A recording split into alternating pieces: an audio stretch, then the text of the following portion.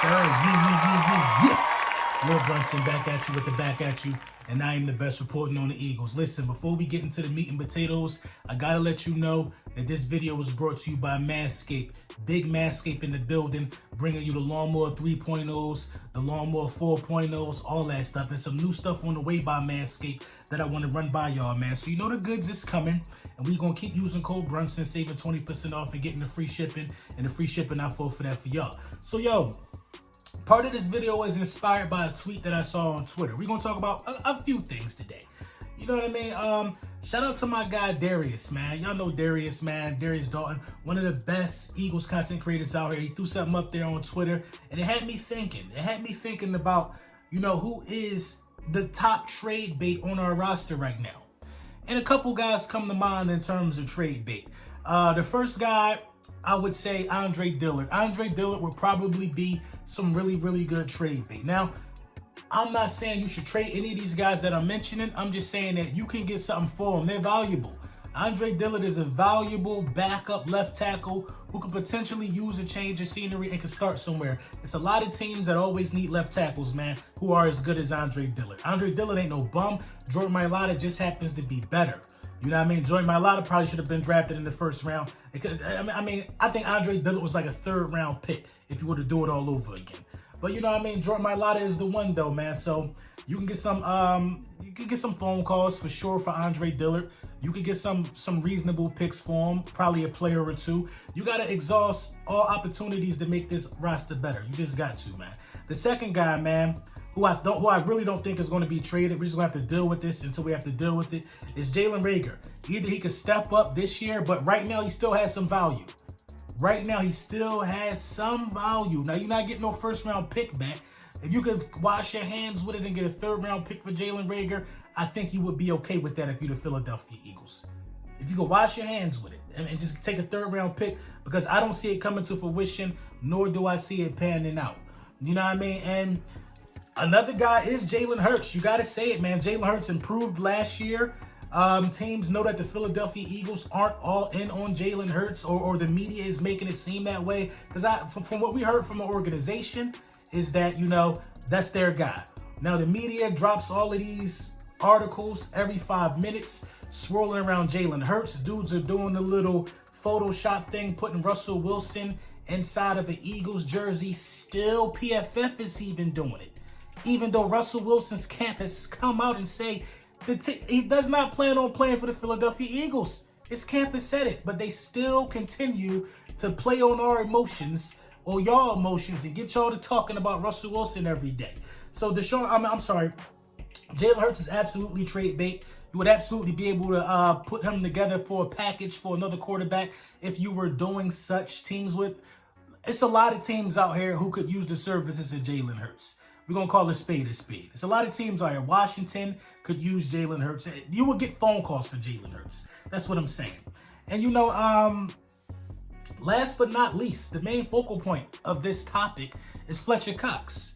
Fletcher Cox still has some value. A lot of championship contending teams would like a Fletcher Cox the same way Tampa Bay came after Ndamukong Suh. A lot of guys would like to get Fletcher Cox, you know what I mean? A inside interior pass rusher who's really, really valuable at stopping the run.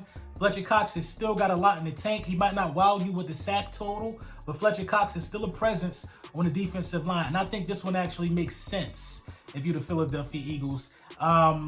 It makes sense, man. Milton Williams basically outperformed Fletcher Cox by playing a third of the snaps that Fletcher Cox played, something like that. I know it was way less than Fletcher Cox's snap total. I mean, Milton Williams is already as good as a declining Fletcher Cox. And that says a lot about what I thought about Milton Williams and what I think about him now. You know what I'm saying? That says a lot about Fletcher Cox and where he's headed to. You know what I mean? With Hargrave and Milton Williams, and then you probably could draft another young guy. You could get a lot of money off the books if you were able to deal Fletcher Cox this offseason. I think a blockbuster move like that's going to happen. I think Fletcher Cox could be on the move. You're getting production out of Milton Williams and Javon Hargrave. Fletcher Cox just costs too much money. It's time to start saving money, using these assets, getting extremely younger contract-wise.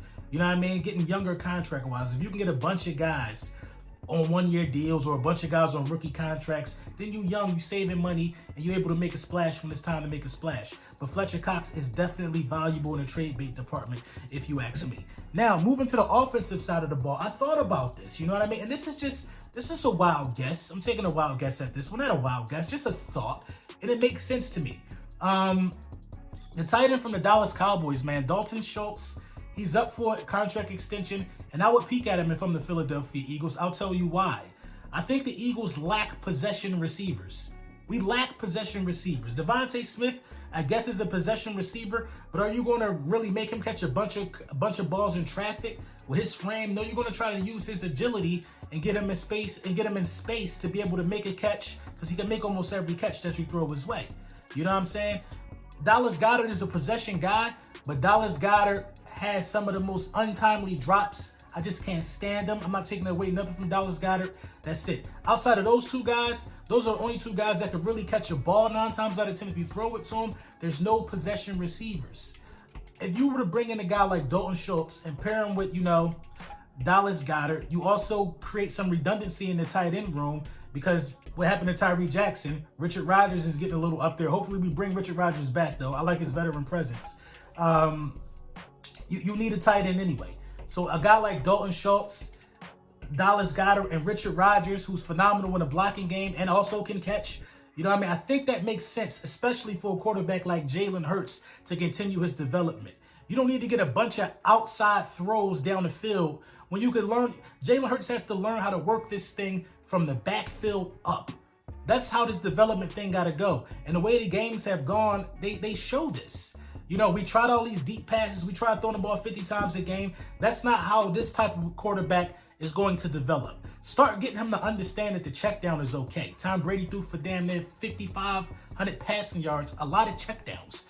You know what I mean? Get him to start using them underneath tight ends and them check downs. Work it that way, and then I think he got the intermittent game. I think he got the middle. He got the mid. Yeah, you know what I mean? The short, the mid. He got the mid pass down pack. He can throw a mid-range ball at a really. I like the snap on a mid-range ball, but getting him to throw deep a lot, like taking a shot like 5 times and a half, is probably too much for Jalen Hurts. He should be working the middle of the field and getting used to having methodical drives. I think a guy like Dalton Schultz helps him in that area. You always got somebody open in the middle of the field if you got Goedert and Schultz. I think that's how you can truly see Jalen Hurts' development. Going out there and getting him Randy Moss, it ain't gonna really help him, because that's a guy who needs a quarterback with a cannon that can get it downfield. That's a guy who needs a quarterback like that. Jalen Hurts needs to work with some guys who can run good routes and get open in the mid-range of the field. So I like that pick. I think you can turn this offense around. If you were to sign Dalton Schultz, maybe make something happen for Calvin Ridley, maybe Mike Williams, Allen Robinson, I don't know. But if you were to sign Dalton Schultz and get a wide receiver, I like Dalton Schultz and DJ Chark. I think that really turns this offense around. Then you can draft another wide receiver or pick somebody else up who's good in the punt return game, because we stink there too. I'm not mad at a Chark and Dalton Schultz. And then you spend some money somewhere else, like on a linebacker or edge rusher. I think that improves this team significantly. But let me know what y'all think in the comments, man. Who y'all think is trade bait? And who do you think, the Philadelphia Eagles should look at to signing in the offseason that could potentially turn the tide on the offensive passing struggles that we have in? We know Jalen Hurts got to develop, but I think he needs a few more playmakers in the passing game as well. You know the vibes, man.